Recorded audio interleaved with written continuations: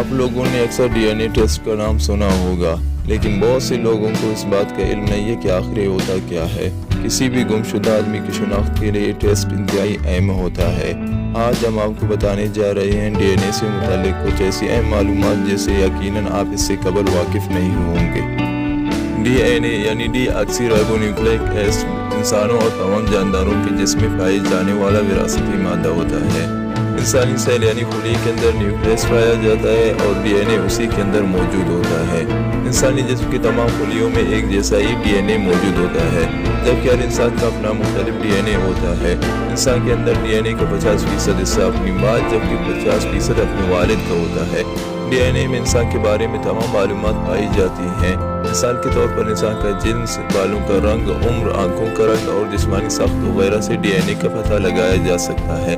تاہم D N اے سے یہ بھی پتہ لگایا جا سکتا ہے کہ مذکورہ شخص کو کون کون سی بیماریاں لاحق ہیں۔ ڈی این اے ٹیسٹ انسان کے بال، خون، ہڈی، گوشت یا ناخن سے کیا جا سکتا ہے۔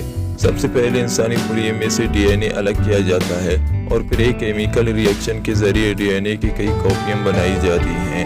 ان کاپیوں کی مدد سے ڈی این اے کی جانچ بہتر طریقے سے کی جاتی ہے۔ ڈی این اے کی اچھی طرح جانچ کے بعد فنگر پرنٹ بنایا جاتا ہے اور پھر دو مختلف نمونوں کی D N a finger print میں مماثلت دیکھ کر تعلق کا تعین کیا جاتا ہے اور یوں اس شخص کی شناخت مکمل ہوتی ہے۔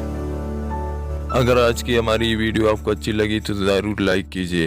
اگر آپ نے ابھی تک ہمارا یوٹیوب چینل سبسکرائب نہیں کیا تو ہمارا یوٹیوب چینل ضرور سبسکرائب کریں۔